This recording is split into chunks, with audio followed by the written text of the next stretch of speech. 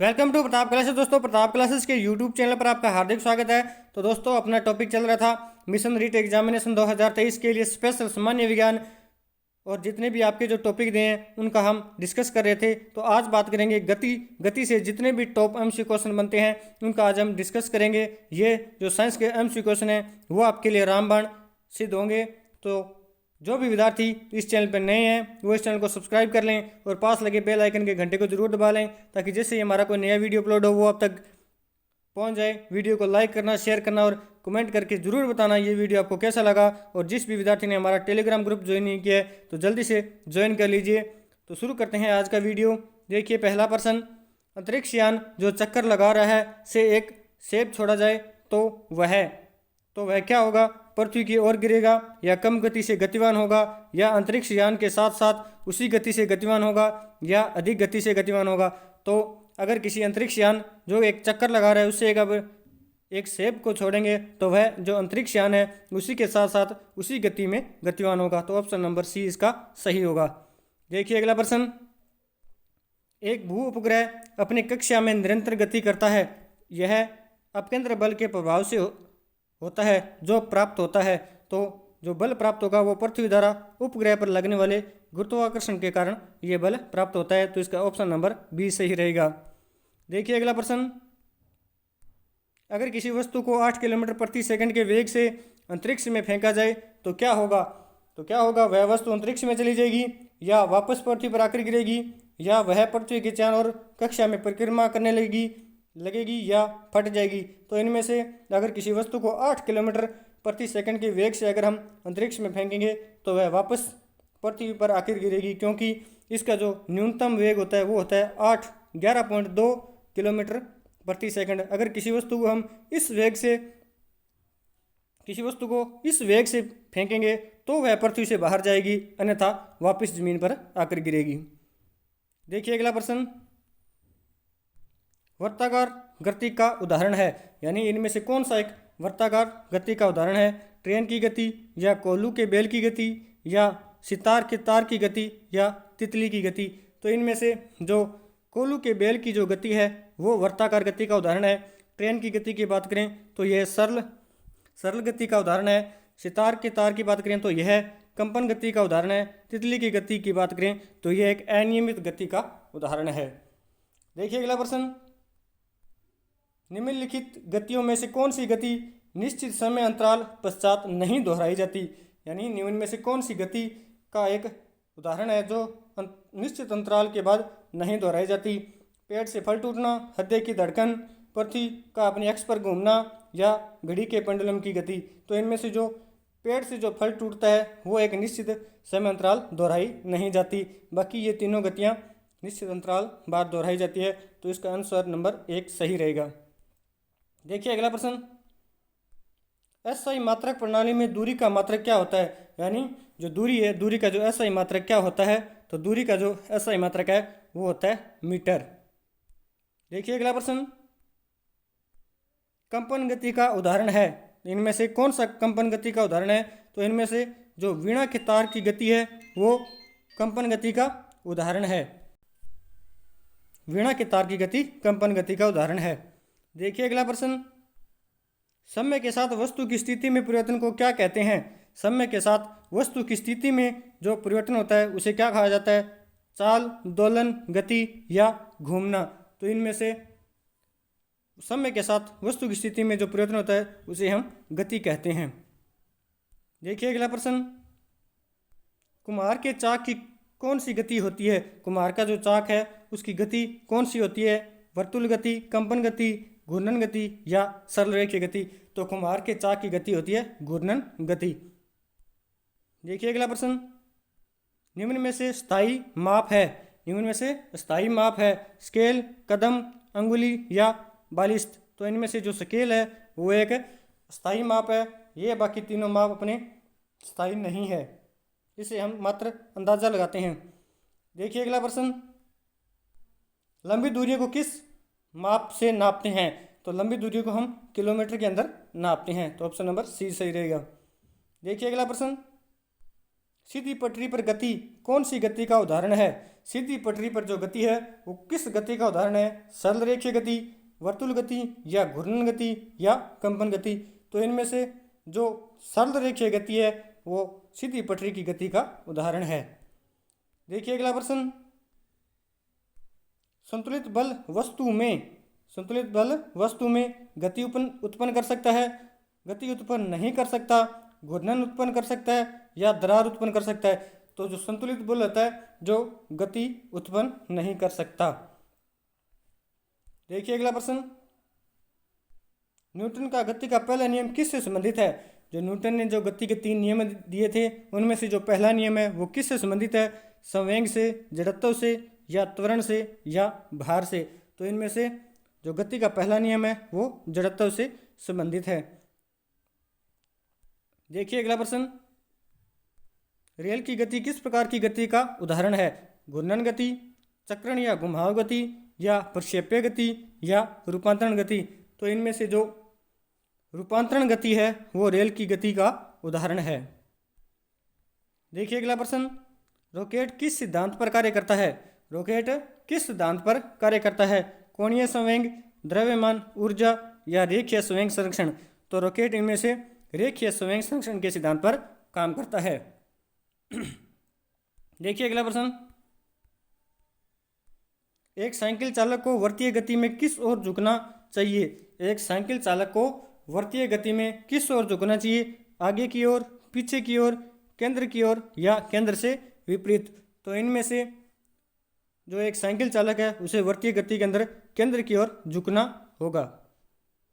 देखिए अगला प्रश्न, यदि एक वस्तु एक समान गति से वर्ताकार पथ पर गतिशील है तो? यदि एक वस्तु एक समान गति से वर्ताकार पथ पर गतिमान है तो इसका वेग एक समान रहेगा या इसका वेग बदलता रहता है या इसका त्वरण पहले घटता है फिर बढ़ता है या इसका त्वरण घटता है? तो इनमें से जो एक समान गति से जो वर्ताकार पथ पर कोई वस्तु चल रही है तो इसका वेग हमेशा बदलता रहता है। देखिए अगला प्रश्न, तोप से एक गोला दागा जाता है तो गोले की गति, तोप से एक गोला दागा जाता है तो गोले की गति कौन सी होगी? सीधी रेखीय गति या प्रक्षेप्य गति या उच्च परवलयाकार गति या क्षैतिज गति?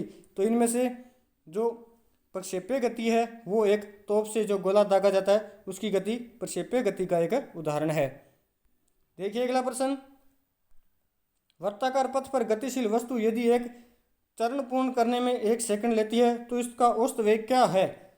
यदि वर्ताकार पथ पर गतिशील वस्तु यदि एक चरण पूर्ण करने में 1 सेकंड लेती है तो उसका औसत वेग क्या होगा? तो उसका औसत वेग होगा 0। देखिए अगला प्रश्न, वॉशिंग मशीन या धोवन यंत्र किस सिद्धांत पर कार्य करता है? वॉशिंग मशीन या धोवन यंत्र किस सिद्धांत पर कार्य करते हैं? तो ये अपकेंद्रण के सिद्धांत पर कार्य करते हैं, यानी इसका जो कार्य है वो पूरे केंद्र की ओर होता है।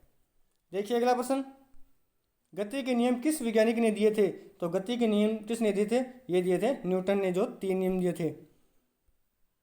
देखिए अगला प्रश्न, एक समान गति वाला पिंड, एक समान गति वाला जो पिंड है त्वरित नहीं होगा या त्वरित हो सकता है या हमेशा त्वरित होता है या एक समान वेग होता है?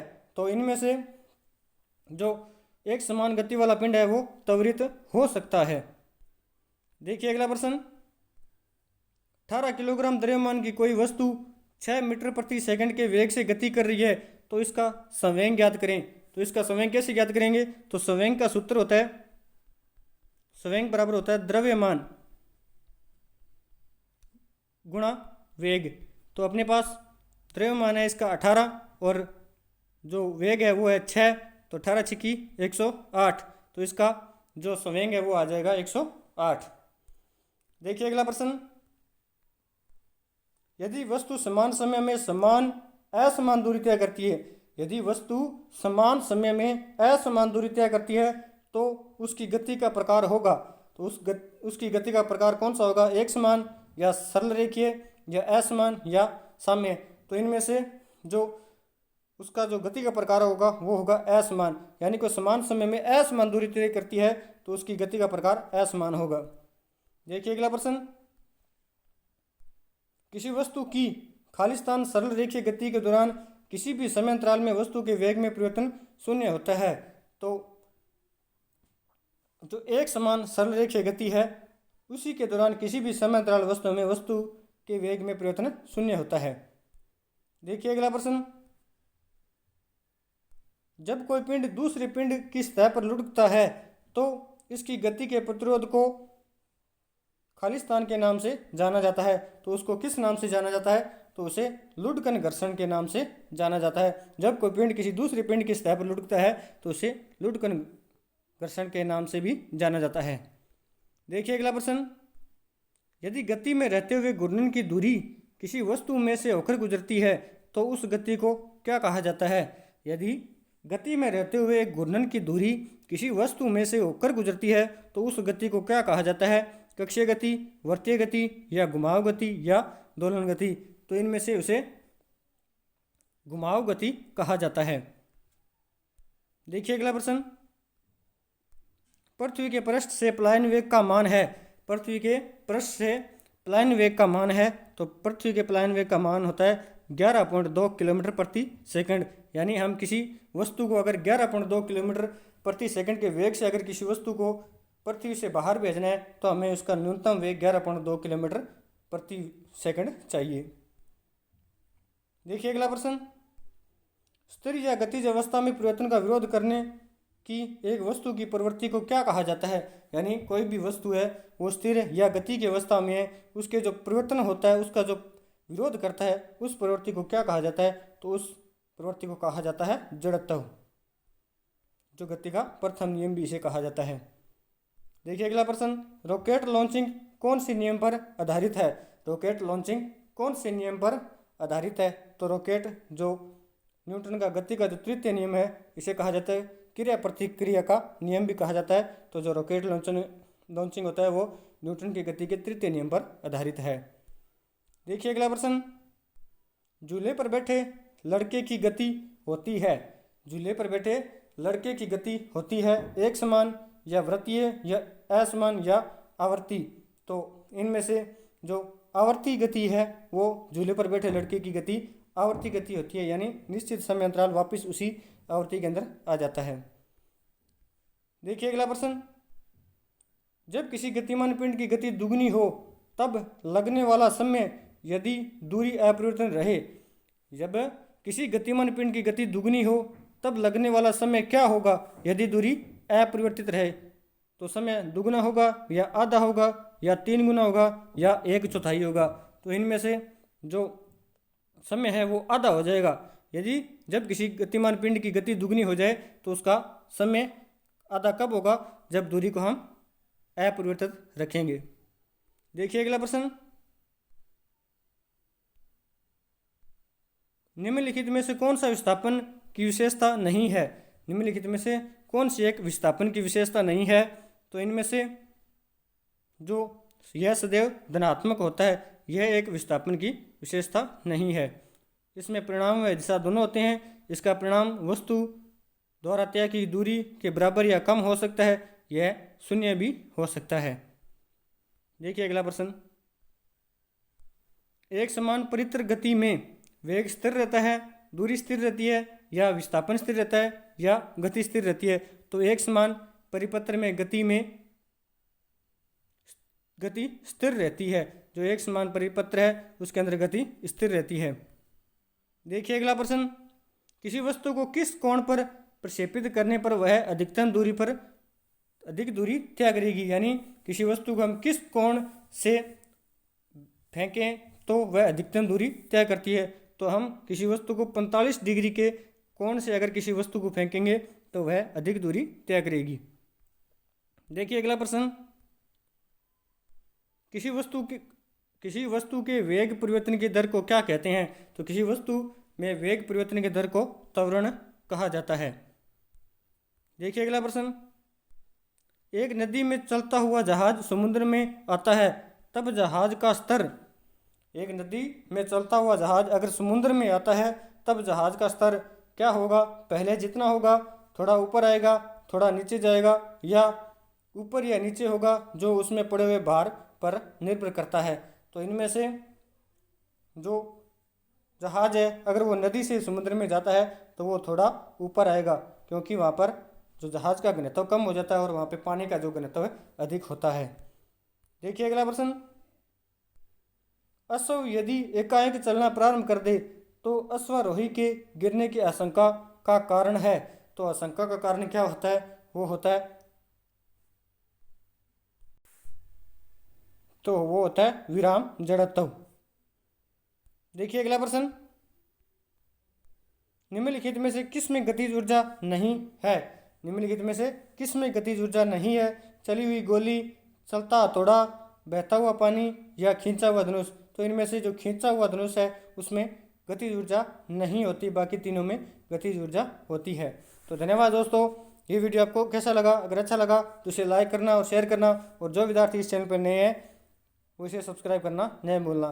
तो धन्यवाद दोस्तों, जय हिंद, जय भारत, जय राजस्थान।